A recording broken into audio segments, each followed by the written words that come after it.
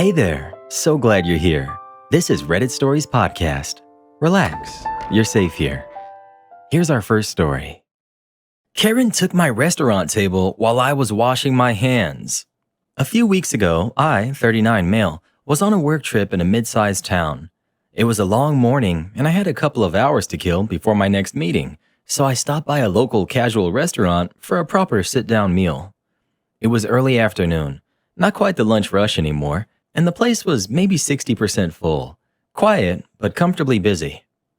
The hostess greeted me and led me to a small two-top near the window. Before I even sat down, I asked her where the restroom was. I just wanted to wash my hands before eating. She pointed it out, and I left my hat sitting on top of the menu as a clear sign the table was taken. I figured any server passing by would see that and know that someone had already been seated there. I was gone for maybe 2 minutes. When I got back, my table was gone. Literally. One of the chairs was missing. The table itself had been moved a few feet away, and my hat and menu were now lying on the floor next to a booth nearby. There were 5 people crammed into that booth, and it didn't take long to realize they had pulled my table over to squeeze in another guest. I walked over, picked up my hat, and asked calmly, "Hey, did you move this table?" A woman at the booth, mid-50s, loud voice, very much the one in charge, snapped back at me. "Yeah, our friend showed up and we needed more space. That table wasn't being used." I explained that I had been seated there and had only stepped away for a moment to wash my hands, which was why my hat had been left behind. She denied seeing any hat on the table. When I pointed to where it now lay on the floor, she claimed she never saw it. Spotting a waiter nearby, I waved him over and explained what had happened. That I had been seated at that table just moments before and that it was taken while I went to the restroom. I mentioned I didn't care about the chair. They could keep that if they wanted it, but I did need the table back. Before I could finish, the woman jumped in and insisted I should just find another table since they were already using this one. She made it clear she wasn't planning to move. I kept my tone calm, and I told the waiter again that the table had been assigned to me, and that's why I'd left my hat there. One of the women sitting at the table started to get up. Maybe she felt awkward enough to give it back, but the lead woman quickly stopped her. She told her to stay put and turned to glare at both me and the waiter, as if daring either of us to say anything more. The waiter, unfazed, began offering to find me another table. But before he could finish, the woman raised her voice and demanded to speak to the manager. To my surprise, the waiter didn't flinch. He simply said he wasn't going to involve the manager over what he described as a classic Karen situation. He told her she had 2 choices, give the table back or take her group somewhere else. That seemed to hit a nerve because the table was returned, reluctantly. No tantrums, just a long, uncomfortable silence. I got my table back and the waiter helped move it back to its spot. As I finally sat down to enjoy my meal, I noticed the woman occasionally glancing in my direction, clearly not over it. She muttered a few things under her breath. I didn't say a word, just smiled occasionally when our eyes met, which only seemed to irritate her more. Looking back, I suppose I could have just picked a new table, but at the same time, it genuinely seemed like an innocent mistake until she opened her mouth and made clear it wasn't. Some people just don't know how to share a public space without acting like they own it. It sounds like she probably saw you get seated and decided to take the table because she could. It happens, and it usually is because they want to start something. It was probably nothing against you. She was probably hoping to get her meal for free or something. Bullies of her type often try to provoke a scene so that the store or the restaurant manager will have to appease them with discounts and freebies. And of course, some Karens and Kevins just do it out of sheer meanness. Their days are not complete until they've ruined somebody else's. Oh man, as a long-term restaurant manager, these kinds of customers were the highlights of my day because I got to trespass them, ban them from the property, and sometimes watch them leave in handcuffs. "Oh, come on. He was gone for 2 minutes. That's basically an abandoned table." Karen still had a hat on it. "Yeah, well, maybe next time he should leave a neon sign that says, 'Hands off, I'm just peeing.'" Or maybe you could stop treating restaurants like your personal scavenger hunt. "But seriously, who doesn't take their stuff with them?" Normal people, Karen. People who wash their hands before eating. Okay, fine, but in my defense, that table had great selfie lighting. The story of my entitled downstairs neighbor. Last July, my boyfriend, who's 23, and I, 24, moved into a second-story apartment in a complex. Everything was fine for the first 2 weeks. Then I got a call from the office about a noise complaint from my downstairs neighbor. I'll call her DN. I had never received a noise complaint in my life, so I was kind of taken aback. The office manager told me DN hadn't said what the noises were or when they happened, just that there was noise. I didn't think much of it and moved on. Then came mid-September. One night, around 10 p.m., I was dyeing my hair. My boyfriend went to grab something from another room, moved my desk chair a little, and suddenly, bang, bang, bang. DN was banging a broomstick on her ceiling, which meant she was banging on our floor. We were annoyed, but we let it go, finished my hair, and went to bed. But it didn't stop there. For weeks, anytime we dropped something, banging. Walked across the apartment, banging. Sat down too hard, whatever that means, banging. Rolling a chair across the floor, more banging. In early November, my boyfriend got sick and stayed home for a few days. One night, he got up to take some NyQuil and accidentally dropped the bottle. The next day, 2 office staff came by in person about another noise complaint. DN had told them there was loud banging in the middle of the night. We denied it and told them about the banging coming from DN. They brushed it off and said something like, "Get it on camera." At this point, we were getting banged at almost every day. It started to take a toll on me. I was constantly whispering and walking on tiptoes. Every little sound felt like a trigger. I'd drop something by accident and nearly have an anxiety attack. Being home made me depressed, always tense, waiting for the next bang. We avoided being home whenever we could. It felt like we weren't allowed to live in our own space. A week later, I wrote a long email to the apartment complex. I listed specific times DN had banged at us. I talked about how anxious and unsafe I felt, and how I didn't feel comfortable confronting her myself. I was actually writing that email when she banged on the ceiling again, this time because I dropped something. No one responded to my email for a week. During that week, my elderly cat, who was 17, she fell out of a chair. DN banged at us again. That pushed me into another anxiety attack. My boyfriend had finally had enough. He decided to go downstairs and talk to her. Before he left, I told him to record the conversation, and if things escalated, just walk away. He came back frustrated. DN told him that she had a migraine and could hear everything we're doing up there. She didn't want a real conversation. She just whined about the noise and said she'd stop banging. A few days later, I went to the leasing office in person. Annoying because it's half a mile uphill from our building. I talked to the same office staff and told them everything again, basically paraphrasing my email. They offered to set up a noise test. The plan was for someone to be in DN's apartment while someone else stayed with us upstairs, just to hear what our normal life noises sounded like. I agreed, but later I found out DN had refused. About 2 weeks later, I got a call around 10 a.m. from the office. They said they'd be coming by at 2 p.m. for the noise inspection. They ended up showing up an hour late, and it wasn't what I expected at all. Instead of testing for noise, the property manager and one of the office workers came up, looked around, and asked me what I thought might be causing the sound. I pointed out some creaky spots in the floor and some doors that stuck when you opened or closed them. They tried to fix the doors, but it didn't really work. Then they basically brushed off everything I'd said about DN and told us to just be considerate. Stick to the quiet hours between 10 p.m. and 7 a.m. and call the courtesy officer if anything happened at night. At this point, I want to make something really clear. We do not stomp around. We don't bang furniture, have loud arguments, throw parties, or drag stuff across the floor.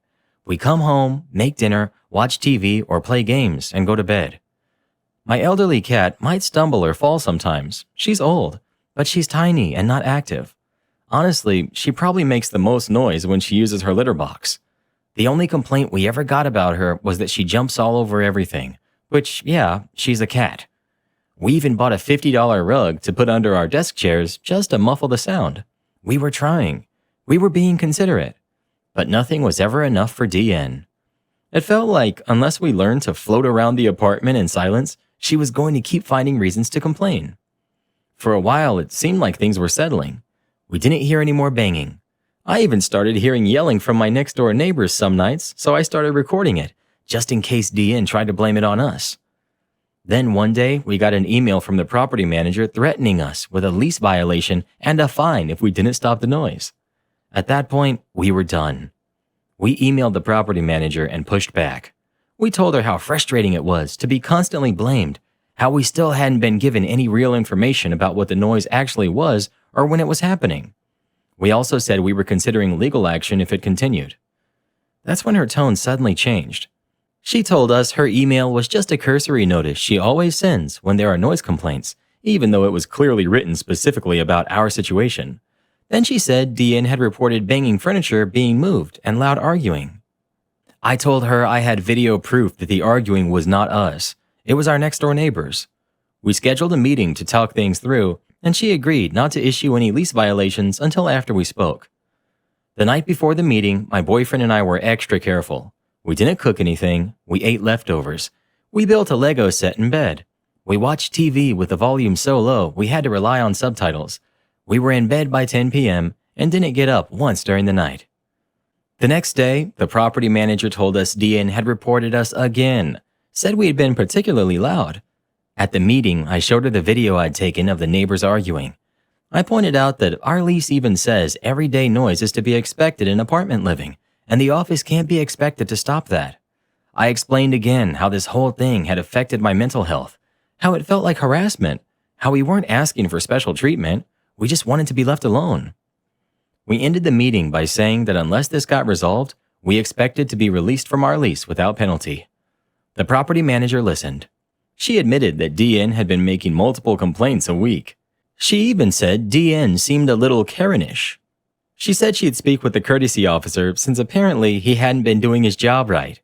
He had told DN to call 911 on us instead of actually coming to observe the situation from her unit. She also said she wouldn't issue any violations unless there was undeniable proof, meaning the courtesy officer had to back her up.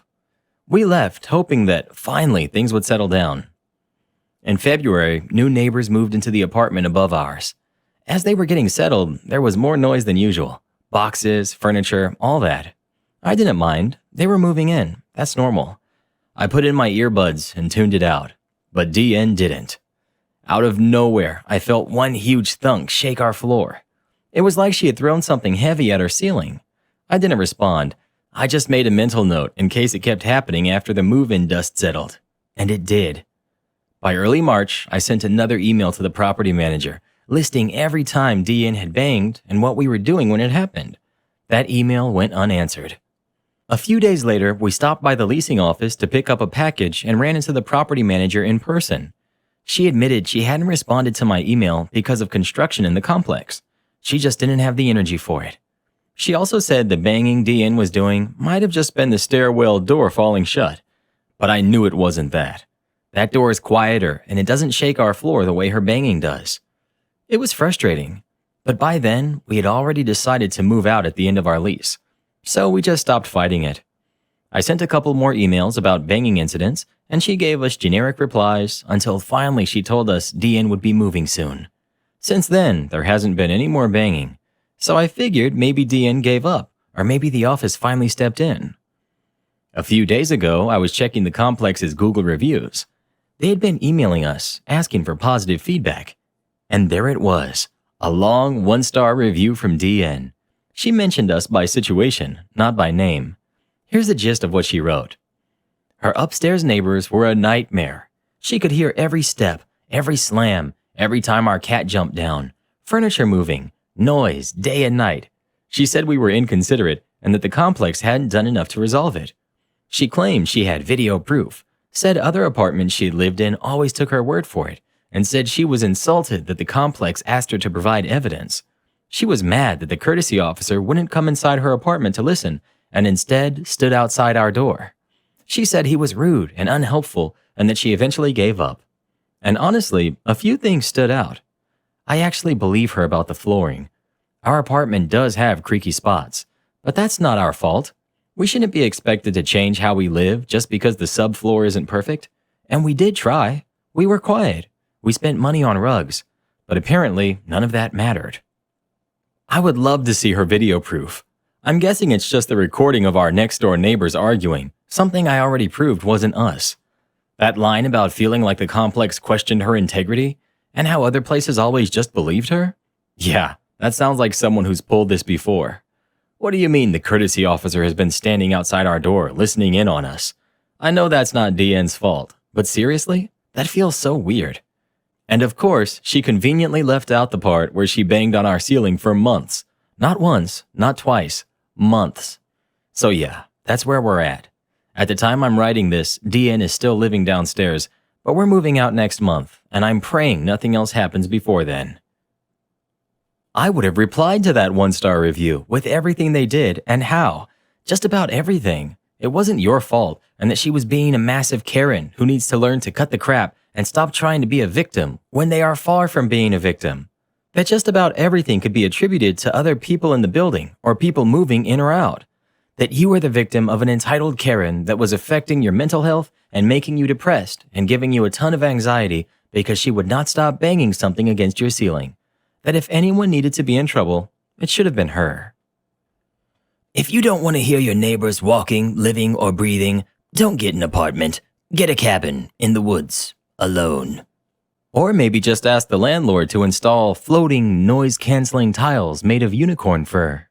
Oh, please. That lady wouldn't be satisfied unless her neighbors levitated in socks on clouds of silence. And yet, she's the one hurling bricks at the ceiling like it's dodgeball night. My parents lost their minds when my older brother refused to move back home after college. I've been away for 2 years. I kinda expected I'd be back to post one last time in 2024 because my brother went for a 4-year bachelor's degree, much like I currently am. For those who remember my previous posts, I'm the guy whose parents basically got their butts verbally handed to them by the family for extreme favoritism towards my older brother. Crap really hit the fan on my 18th birthday because my parents barely put any effort into it. Meanwhile, they went all out for my brother's 18th birthday in 2020 during lockdown. They even managed to get a DJ for the party. And they presented him with a car. On my 18th birthday, I got no car, not even anything close to a similar party. This was despite the fact that my academic standing was better than my brother's. I basically worked too hard for my parents' approval and never got it. When I asked them why he got a car and I didn't, they claimed he worked harder for it. That was later proven false when I got a bigger scholarship. My grandma happened to be eavesdropping and laid into my parents. Then she got the rest of the family involved. For the record, they were planning to step in anyway. Grandma just sped things up. After several family members gave them a piece of their mind, my parents, just trying to save face, bought me a car. But they treated me like a brat getting a new toy when they handed me the keys. It was a late 90s Subaru that I thought was great, until I found out it had a blown head gasket that had barely been holding together with sealer. When it broke down, their reaction was to shrug and call it karma. That led to the grandparents stepping in again and a full-on family intervention. I got a lot of people messaging me and asking if having a car was really necessary and saying I basically forced my parents into it. I forced nothing. It would have happened anyway if I didn't ask them why. And yes, I really did need the car. My parents lived 10 miles from the nearest bus stop. I had no way of getting a job before college without one. And no, I couldn't get rides. No one was available for that every day. So many people I talked to here tried to dance around my reasoning and insert their own logic, many of them clearly projecting their own problems onto me. And then there were the straight-up trolls and jerks. I don't even want to repeat, let alone remember what they said. But a lot of them kept at it, even after I got the not the jerk verdict, like they had an axe to grind. They really didn't help my mental state at the time. As you can imagine, my family laid into my parents all over again in that intervention, and by the time they were done, my parents looked like scolded kids, just sitting there, staring at their feet. The Subaru was sold as junk. My grandparents essentially forced my parents to buy me a better car, a Honda Civic. My uncle went over the car with a fine-tooth comb before they bought it, and this time, my parents didn't treat me like a brat. And yes, I still have the Honda. Yes, it still runs just fine. I've kept up with oil changes and the like. No accidents either. I've been a careful driver. The final thing that broke my parents before I left was finding out I'd gotten a better scholarship than my brother. Any excuses they had used to justify their favoritism got thrown out the window. They were forced to give me words of encouragement that I knew they didn't mean. I had always wondered why they disliked me so much, and later my grandma told me the truth. My parents had wanted their second child to be a girl. My grandma ended up admitting even more to me after I left for college. Before I was born, my parents were so convinced I'd be a girl that they bought a bunch of girl stuff without even checking my gender through ultrasound. A year ago, I found out from my grandma that my mother actually tried to raise me as a girl for the first 6 months of my life. She was putting me in girls' clothes and calling me by a different name. My father enabled it all. I know it's true because my grandma showed me old family photos of me as an infant with my brother. In every photo, I was wearing pink. Some of the pictures even had a visible name tag showing the girl name my parents had picked out. Once word got out, my parents stopped dressing me that way, but instead of buying me new clothes, they just gave me my brother's hand-me-downs for years. Eventually, my grandparents noticed that too and stepped in again. They kept all of this from me until just these past couple of years. Honestly, I'm incredibly thankful to them. Without them, my childhood would have been far worse. My mother apparently struggled to call me by my real name for about 2 years. And because I wasn't the daughter they wanted, my parents never bonded with me the way they did with my brother, the boy they actually wanted. When my grandparents heard I wasn't getting anything new while my brother got everything, they threatened to petition for guardianship. They had evidence of everything I described. My parents couldn't risk a public scandal, so they stopped with the hand-me-downs and pretended to love me for a while. But as I got older, it all faded back into indifference. Maybe even hate. I'm not sure. Hate still means you care in some way. Indifference is the actual opposite of love. All I know is my parents couldn't accept that their favorite son wasn't the best at everything and that their unwanted son had surpassed him. Since I moved out, they've barely interacted with the rest of the family. They threw themselves into work, partly because the family forced them to contribute to my college like they did for my brother, and partly because working gave them an excuse to tell everyone to leave them alone. My grandma suspects they've even slept in their cars sometimes to avoid going home. I've only seen my parents at Christmas for the past couple of years at my uncle's house. They barely even spoke to me. Now that I'm living my best life away from them, it's like they stopped bothering to act like I was even their son. They don't want me anymore, not after the humiliation they feel they've suffered, even though they know they brought it on themselves. They've become full-blown workaholics. My grandmother told me my childhood bedroom is exactly how I left it. They haven't even gone inside. But my brother's room? Still kept clean and ready, like they were waiting for the day he'd finally come home after college. Well, that didn't happen. They flew out to see him for his graduation and had a big celebration with him. I wasn't invited. Not that I could afford it anyway, but my grandparents went and they told me everything. My parents were still convinced my brother would be coming back home. That's when he awkwardly told them he had already secured a job through an internship from the past year and had found his own apartment too. My father was furious. My mother lost it, crying and begging him to come home, but he refused. You see, my brother and I reconnected a bit over the past 2 years. He found my Reddit account and called me. He wasn't angry, he just wanted to talk. He admitted our parents put him through a lot as well. Our mother absolutely smothered him, especially when I wasn't around, and our father was strict with his expectations. So when I did better than him, after they had invested everything into him, it shattered them. And now, they're even more broken because he refused to come back. The way our parents treated my brother is also the reason we stopped connecting as siblings until the past couple of years. Yeah, he bullied me sometimes when we were growing up, but that was because being the favorite went to his head. It was favoritism with strings attached, and once he realized that, he got counseling after moving out. He also has a girlfriend he met in college. He kept her a secret because he knew our parents wouldn't approve, and they didn't when they eventually found out. His girlfriend is in nursing school and about a year from graduation herself. He says she's the best. I've never met her, but from the way he talks about her, she sounds wonderful. My grandma told me that my mother went so far as to hire a private investigator to dig up info on the girlfriend. She was annoyed to find out that the girl was squeaky clean, from a good family, and even aligned with them politically. But in her mind, the girlfriend was the reason my brother wasn't coming back, even though he had made that decision long before meeting her. My father, by that point, had basically gone quiet. But my mother let it slip to my brother that she had hired a detective, and he gave them a serious piece of his mind. It turned into a huge argument. My parents accused him of being ungrateful after everything they gave him, but he said it plainly. This was their fault, not his, because they nearly made him become like them. That broke them. My brother told our grandparents, and they staged another family intervention. This time, I was in it through video call. At first, my parents barely acknowledged me, but even my brother told them, point blank, to talk to me. We all told them the same thing. Enough was enough. They have 2 sons, and they needed to start treating us as fairly.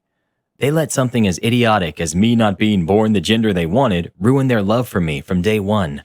And then my dad snapped. He stood up and shouted, "You want us to admit we messed up? Well, yeah, we did. What do you want us to do? Time travel? We're paying for part of OP's college too. What more does he want from us?" Things ended very poorly in that intervention. My mother cried and told me she was sorry, but even then, I still didn't feel like her heart was in it. She barely spent any time apologizing to me at all before turning her full attention to my brother through the phone he was video calling from. She cried and apologized to him for a long time. Finally, he told her to go back and apologize to me like she actually meant it. That's when my father grabbed the phone and shut it off. Then he sat down and told everyone to leave. The last thing my grandparents said to my parents before walking out was that they were deeply disappointed. They told them maybe losing both sons was exactly the wake-up call they needed, and that they should have never played favorites. Right now, my parents aren't speaking to anyone else in the family. My grandma even heard a rumor that they might be planning to move, but honestly, I doubt it. They've got a paid-off country house and great careers. It'd be foolish to leave it all behind. Then again, my brother's not going back, and I probably never will either. I don't think they'd even welcome me if I showed up to visit after everything that went down. Still, I'm thankful they helped pay for part of my college. Thanks to that, my student loans were significantly reduced. But as parents, I think we can all agree they didn't do a good job. That's all for now, but don't be blue. We'll be back soon with more stories for you. Remember to listen to Mr. Redder every night, so your dreams will be wonderful like you are and bright. Now click this playlist, come follow along. We'll be right here. Until then, so long.